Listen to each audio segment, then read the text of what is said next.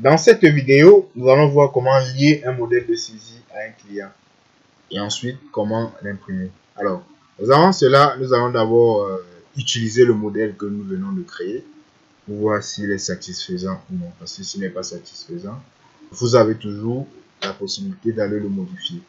Donc, traitement, rappel relevé.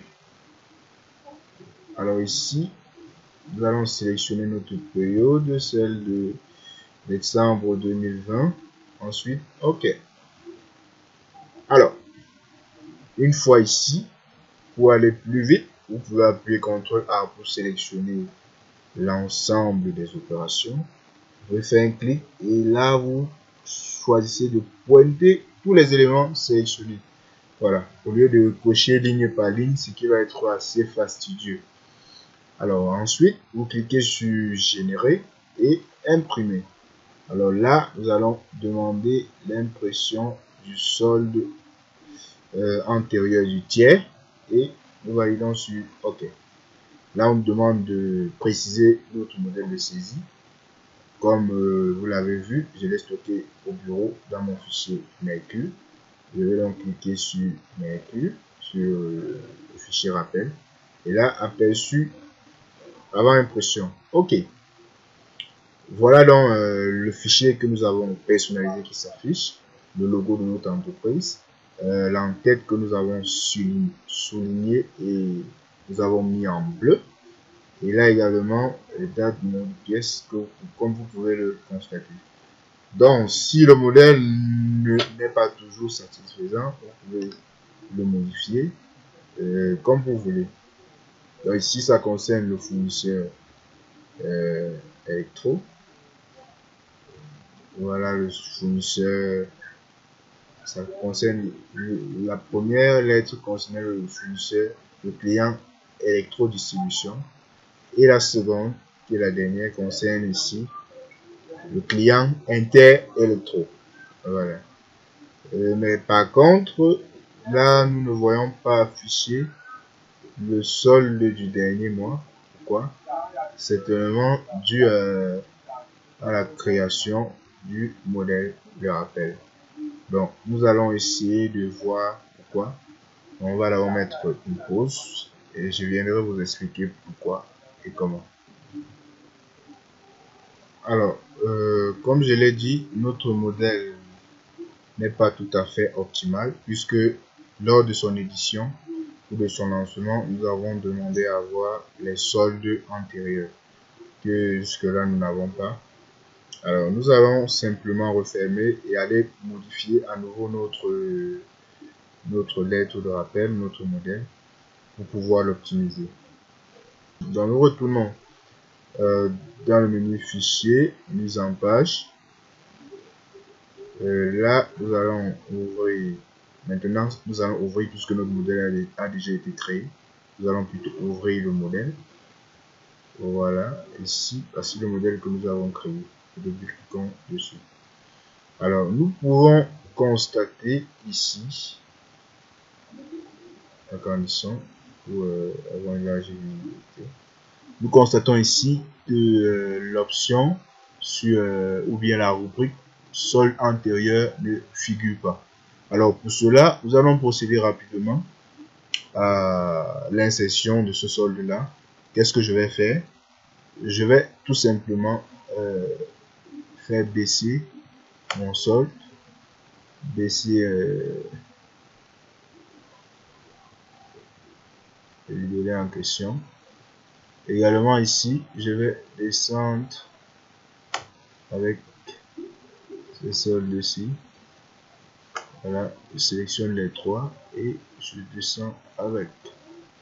Une fois que je suis descendu avec, je copie ce solde-là, je copie cet élément, CTRL-C et CTRL-V. Donc je copie et je colle sur la même place.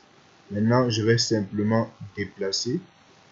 Je vais également venir là, je copie CTRL-C, CTRL-V sur la même place. Donc ici, vous voyez, c'est devenu un peu gras parce que ça a doublé.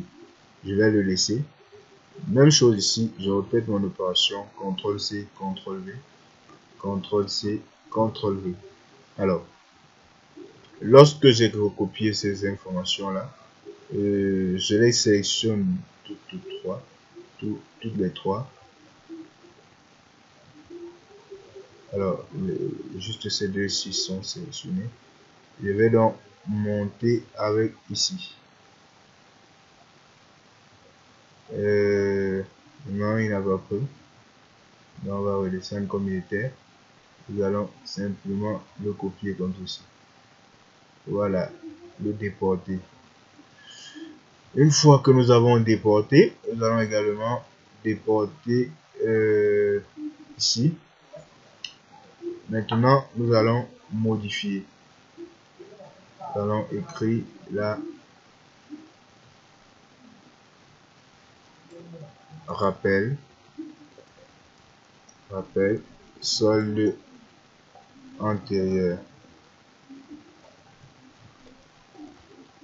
Voilà. On va choisir sélectionner pour le déplacer légèrement pour avoir de l'espace. Voilà. Ici maintenant, qu'est-ce que nous voulons? Si nous avons un solde débiteur, en fait, nous devons avoir un seul solde en fait. Donc, nous allons ici effacer. Nous allons effacer simplement. Et il faut le solde ici, qu'il soit débiteur ou créditeur. Disons que si le solde est créditeur, il va mettre moins, débiteur plus. Alors, si nous laissons, ça ne doit pas toujours nous renvoyer l'information que nous voulons, puisqu'ici, il s'agit du total du total des mouvements crédit. Là. Donc, nous allons double-cliquer. Lorsque nous double-cliquons, nous avons ici au niveau du champ total crédit. Comme je vous l'ai dit, ça va vous donner le total du crédit là-bas. Nous allons modifier et nous allons prendre report antérieur solde. Donc, nous aurions pu laisser les deux cas et choisir report antérieur débit, report antérieur crédit. Donc, ici, nous allons sélectionner report antérieur solde. Voilà. Une fois que nous avons sélectionné ainsi, nous cliquons sur OK. Voilà. Rappel, c'est bon. Maintenant, nous allons fermer, enregistrer notre modèle. Enregistrer. Voilà. Et aller relancer notre lettre de rappel pour voir si le logiciel, nous avons sélectionné le solde antérieur, pour voir s'il a bien été optimisé. OK. OK. Voilà. Oui. Mais par contre, il vient après. Il vient après. C'est pas si grave. Voilà. Il est là, mais il vient après. Donc, déjà, comme travail à faire, je vous invite donc, pour raccourcir cette vidéo, je vous invite à créer. Mais par contre, le solde antérieur doit venir avant l'ensemble des opérations qui ont été réalisées sur la période. Donc, je vous invite à le faire. Et il va simplement falloir un peu plus remonter avec ce solde-ci, remonter avec cette rubrique, qu'elle soit un peu plus collée des commentaires, débit, crédit. Voilà. Maintenant que notre modèle est assez optimal, maintenant que nous avons optimisé notre lettre de relance, nous allons voir comment lier un modèle à un client pour que le logiciel ne nous demande plus à chaque fois d'aller chercher le modèle en question. Alors, nous allons partir dans la gestion des tiers. Alors, tout à l'heure, lorsque j'expliquais la gestion des tiers, je ne vous ai pas parlé du modèle, bien des options disponibles ici. Ici, ce sont des éléments, ou bien on appelle ça des menus contextuels.